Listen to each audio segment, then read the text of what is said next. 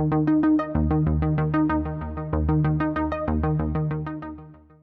Friends, welcome to वेबसाउटर्स।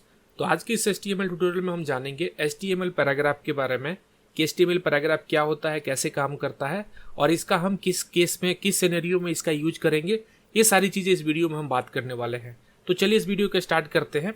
तो इससे पहले वाले वीडियो में हमने हेडलाइन के बारे में पढ़ा था कि HTML में हेडलाइन क्या होता है, उसको हमने एग्जाम्पल के साथ समझा था और मैंने आपको न्यूज़ की वेबसाइट भी दिखाकर बताया था कि उसमें हेडिंग कौन कौन सा होता है। उसी तरीके से इस वीडियो में भी हम पैराग्राफ के बारे में जानेंगे और उसका भी एग्जाम्पल मैं दिखाऊंगा आपको कि एक्चुअल वेबसाइट पे पैराग्राफ कहाँ पे यूज होता है और कैसा उसका मेनली यूज क्या होता है। जैसे कि एक तो कोड में समझना हो गया, लेकिन एक प्रैक्टिकल वेबसाइट पे भी कैसे दिखता है उसको देख करके फिर हम डेमो करके देखेंगे।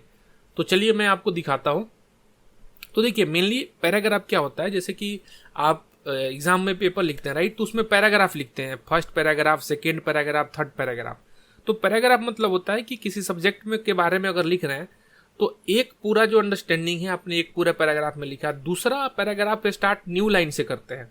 तो एक पैराग्राफ जहां खत्म होता है उसके नेक्स्ट लाइन से ही दूसरा पैराग्राफ शुरू होता है। तो एक पैराग्राफ मतलब पूरा एक तरीके से पूरा सेंटेंस, फिर नीचे, तो इस तरीके से होगा। तो देखिए ये न्यूज की वेबसाइट है, यहाँ पे इस न्यूज का ये हेडलाइन है, ठीक है, ये मेन हेडिंग है उसका। हमने एक न्यूज ओपन कर रखा है और ये हो गया उसका सब हेडिंग। यहाँ देखेंगे तो ये सब हेडिंग हो गया। उसके बाद अगर नीचे स्क्रॉल करेंगे तो न्यूज का डिटेल जो है, ये देखिए न्यूज का पूरा डिटेल लिखा है। तो बेसिकली इसी को पैराग्राफ बोलते हैं। ये हो गया आपका H1 टैग, यहाँ पे ये हो गया आपका H2 टैग या H3 टैग, ठीक है। तो हेडिंग के बारे में हमने जान लिया था कि ये मेन हेडिंग है न्यूज का। तो ये मेन हेडिंग है, उसका ये सब हेडिंग है, ठीक है। तो इसको आप H1 कह सकते हैं, इसको H2 कह सकते हैं। उसके बाद उस न्यूज के बारे में जो भी डिटेल लिखी जा रही है वो पैराग्राफ में होगी। जैसे आप कोई भी वेबसाइट पे डिटेल लिख रहे हैं या आर्टिकल लिख रहे हैं तो वो पैराग्राफ में लिया जाएगा, P टैग में, उसको बोलते हैं P टैग। तो ये देखिए ये जो लिखा हुआ है ये P टैग में। देखिए तो एक ये पैराग्राफ जहां खत्म होगा उसके नेक्स्ट लाइन से शुरू होगा दूसरा पैराग्राफ। यहाँ पे मेनली ये लाइन तो इसके आगे से शुरू होनी चाहिए क्योंकि खत्म हो गया है।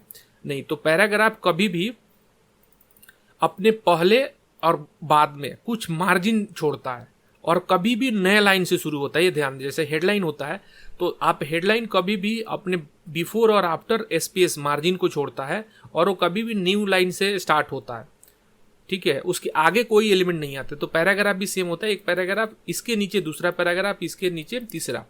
ये हो गया उसका एक हेडिंग हो गया, फिर पैराग्राफ। तो इस तरीके से ये भी पैराग्राफ है, पूरा ये स्ट्रक्चर चलता है पेज का, ठीक है। तो इसी को हम P टैग बोलते हैं। और कभी भी तो P टैग में आपको ध्यान देना है, कभी भी डिटेल लिखना है किसी चीज के बारे में तो P टैग को आपको यूज करना है। जैसे न्यूज में ये हो गया हमारा P टैग। और कभी भी दो P टैग के बीच में मार्जिन होता है, स्पेस होता है, या कोई भी टैग उसके बाद आएगा तो वो उसके नीचे से न्यू लाइन से शुरू होगा। देखिए ये न्यू लाइन से शुरू हो रहा है, नहीं कि इसके सामने से। तो पैराग्राफ करके हम देखते हैं एग्जाम्पल। तो चलिए मैं एडिटर में चलता हूँ। यहाँ पे हमने नॉर्मल एक पेज बना रखा है, यहाँ पे हम करके देखते हैं। हम यहाँ से एक P टैग बनाएंगे जिसको हम पैराग्राफ बोलेंगे और इससे मैंने कॉपी पेस्ट कर दिया, जो हमने लिखा था सेम उसको हमने यहाँ कॉपी पेस्ट कर दिया, ठीक है। इसको सेव करते हैं और ब्राउजर पे रन करके देखते हैं। देखिए यहाँ पे हमने ये पूरा, तो इसको जितना स्पेस मिलता है अपने ब्राउजर में जो भी है ये अपने आप को एडजस्ट करता है, ठीक है। तो ये आपको ध्यान देना। अगर मैं इसको छोटा करके दिखाऊं तो ये देखिए खुद से अपने आप को एडजस्ट करेगा, जितना इसको स्पेस मिलेगा ऑटो एडजस्ट अपने आप को करेगा। तो ये हो गया। उसके बाद अब इसको हम कॉपी करते हैं दूसरे पैराग्राफ को, इसके नीचे दूसरा पैराग्राफ देंगे। तो उसके लिए हमें दूसरा P टैग ओपन करना पड़ेगा, ठीक है। यहाँ पे हम ये वाला पैराग्राफ पेस्ट कर देते हैं, ठीक है। सेव करते हैं इसको और इसको रन करके देखते हैं। देखिए ये पैराग्राफ फिर यहाँ से शुरू हुआ और इसके बीच में देखिए स्पेस आ गया। ये यहाँ पे देखिए इसके ऊपर भी स्पेस आ गया, इसके नीचे भी। तो एक तरीके से सेपरेट दिख रहा है कि ये बात यहाँ तक खत्म हो गई, फिर दूसरी बात यहाँ से शुरू हो गई, ठीक है।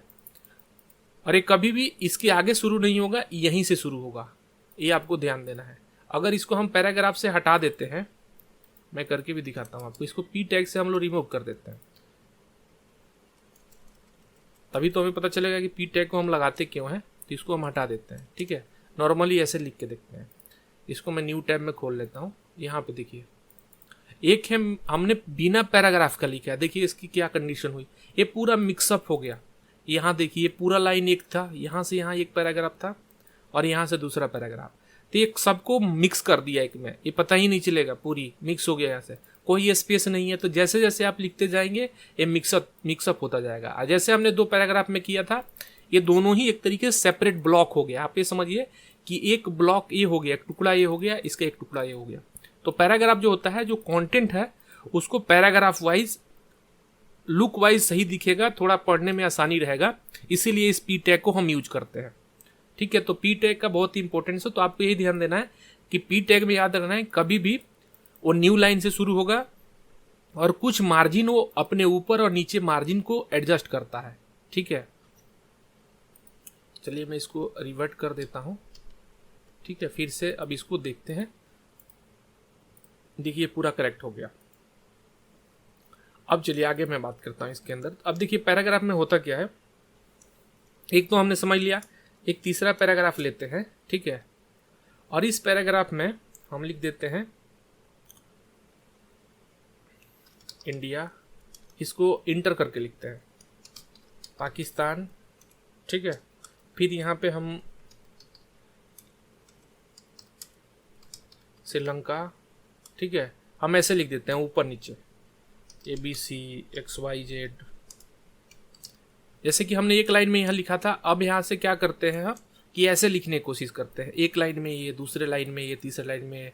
ठीक है, अब देखिए क्या करेगा, इसको सेव करते हैं।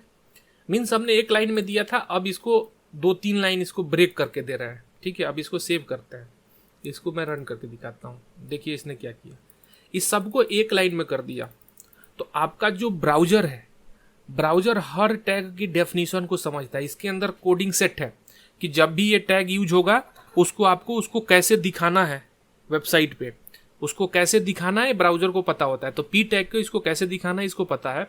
तो देखिए इसने जो भी हमने स्पेस दिया यहाँ पे, अगर मैं दिखाऊं यहाँ पे, अगर मैं स्पेस दे दूं कितना भी, देखिए यहाँ पे मैं कितना स्पेस दे रहा हूँ, टैब भी मैं दबा देता हूँ, ये देखिए इस सब को इग्नोर कर देगा। जितना भी स्पेस हो, जितना भी टैग हो, इन सब को इग्नोर कर देगा। देखिए कोई भी फर्क नहीं पड़ रहा है।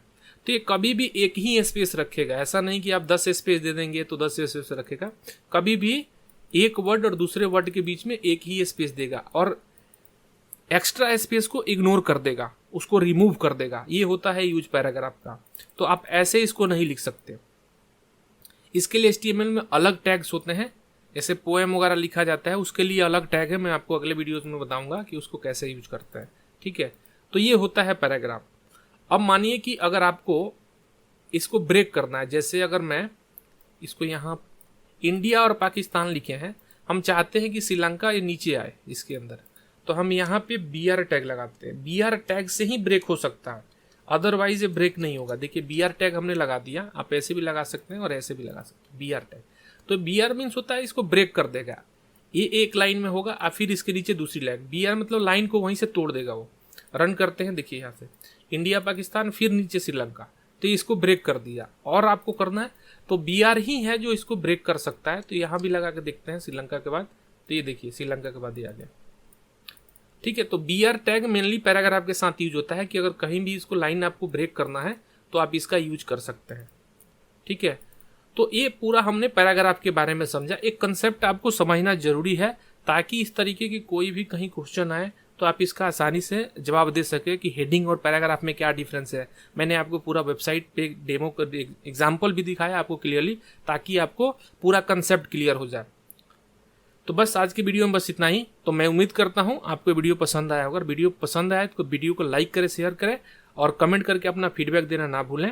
और आप हमारे चैनल पर नए हैं तो चैनल को सब्सक्राइब कर लें। चलिए मैं आपसे अगले वीडियो मिलता हूँ, तब तक के लिए गुड बाय।